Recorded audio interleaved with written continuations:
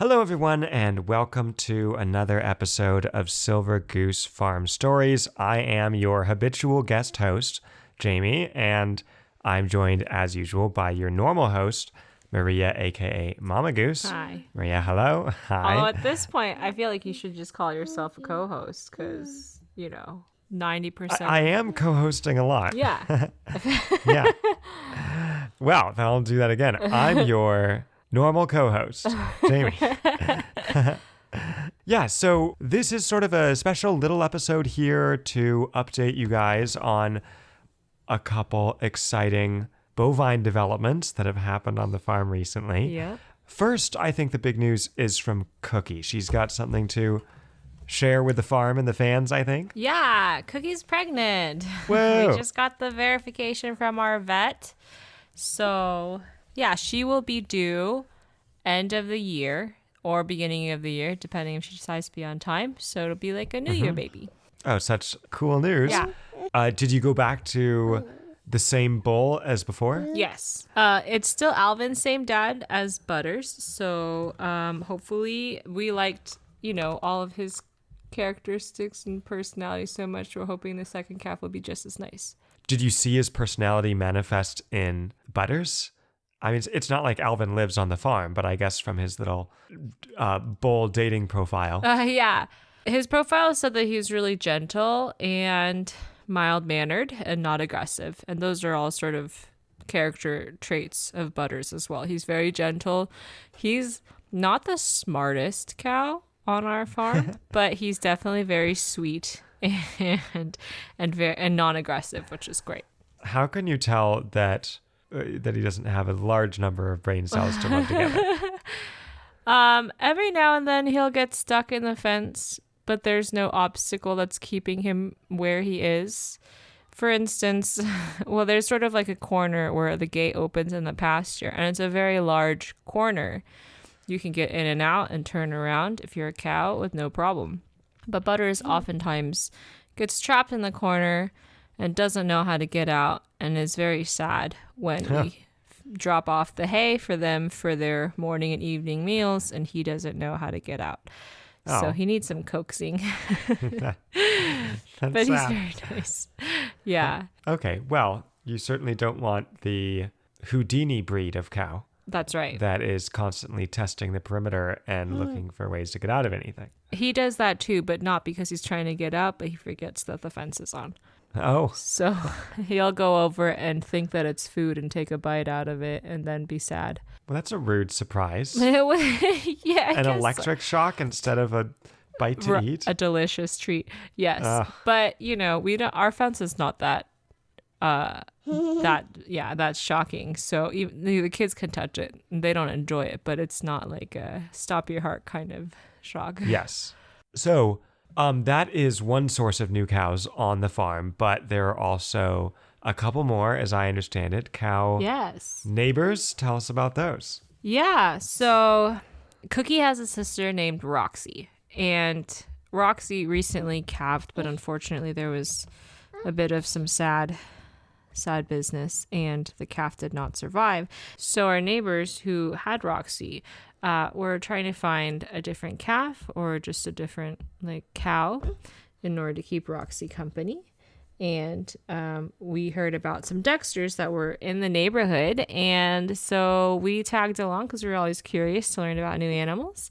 And they were wonderful. The family had only intended on having 3, but Dexters apparently are very good at multiplying, so then they had 7. And so we got to take a mom cow and her 6-month-old bull calf, and then we found out once they arrived on our property that the mama was pregnant too. So it was a 3-cow bonus. Wow.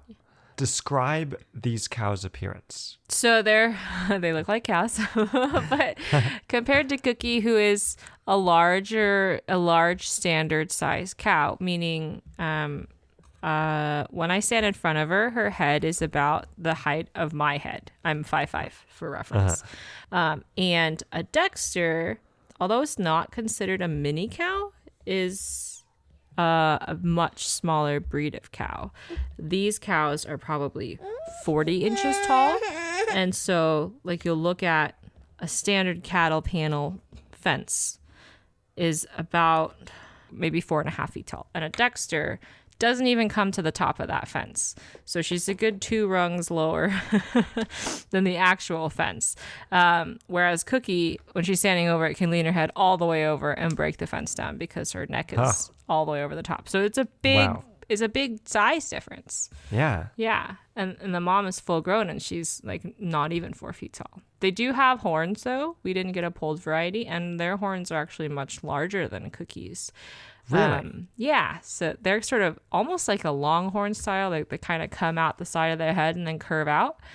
And we discovered that the males have thick, straight horns that go all the way out, and the females are sort of thinner and they curve a bit more. So that was kind of a cool fact. Wow. Yeah.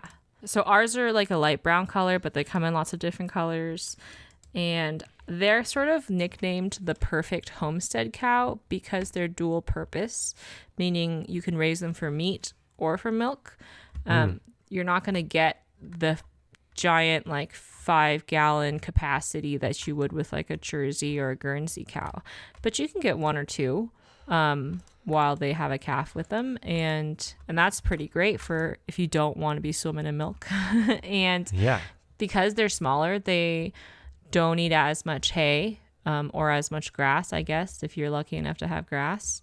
And so, for instance, Cookie eats like a third of a bale of hay a day, and these breeds will just eat a third of what Cookie eats a day. So it's a big difference. Yeah. Are they also pretty like chill cows? Yeah, so far these ones have been super sweet. The bull actually is not castrated, so there was a little bit of worry, like, is this cow going to be aggressive? But the family we got them from had 3 full-grown bull Dexters, and they would go in there and clean out their pen and not worry about the cows like charging them or anything like that. So that's kind of exciting. Awesome. How you got them seems a little familiar to how you've gotten some other animals, which is sort of a combination of happenstance / Yes. they were available. Yeah. I mean, kind of. That's how we get everything on our farm. Uh-huh. I mean, the only animal I think that we've gotten like planned are like meat chickens because, but everything else has been kind of like, oh, wow, this is a great deal. And can we do it? I don't know. Let's give it a try. And then we kind of figure that out that way. It's kind of funny because literally 2 days before we went to go see these Dexters, Hank was out of town because he had to do a business trip, and Butters had gotten out of his fence, and I was chasing him up and down the hill because he had decided that day to be real ornery and rambunctious, and he wasn't getting in, and the dogs were super excited because they thought we were playing, so they were just running up and down the hill with this cow. And I called him, and I was very breathless and very angry because I had to do this. And I told him, we can't get more animals because we can't contain the animals we have. I did find out later that the reason why I got out was because the fence was turned off, and whoever had turned off the fence had forgotten to turn it back on. Oh. So it wasn't exactly a cow issue. It was just a user error. Sure. But I told him, like, we're not getting any more animals until we figure out how to take care of these animals. And then I went and saw the Dexters, and I loved them. The minute I saw them, I was like, oh my gosh, we have to get these. And not just 1, but 2, and then potentially 3. So at some point this year, we're going to have 6 cows on our property because, both moms are going to potentially have babies around similar times. And then, Wow. That's a herd. You have a herd of cattle. We do have a herd. That's kind of crazy. Yeah. Are these new ones named? Did the girls get in on that? Yes. The mom is named Daisy, and the bull calf is Duke, because of Daisy Dukes. Of course. So you're going to be knitting them, not knitting, but little cow shorts? Yes. That's a weird image. I don't know. Those are good cows, good names. These ones are going to be milked and then, if male, eaten? No, because Cookie, when she's at her full capacity, is enough milk for our family. So these cows for us will just be meat purpose cows. Okay. Yeah, unless Daisy turns out to be an amazing mom and wants to be milked, I'm okay with that too. And if she turns out to be a great mom, we might end up keeping her as a breeding cow, and just have her keep making babies that we end up eating when it's dark. Well, that is how it is. Yes. I was wondering, do the Dexters hang out with Cookie and Butters? Are they in the same pasture, or do you keep them separate? So right now we're keeping them separate. I think it's a good rule of thumb when you introduce new animals to your farm to keep them kind of quarantined for about 30 days. Because just in case they are sick or carrying anything, it gives them enough time to kind of shed whatever it is that they have on them. And also, because both sets of cows have horns, except for Butters, we were worried if they did end up being aggressive that they might be some fighting.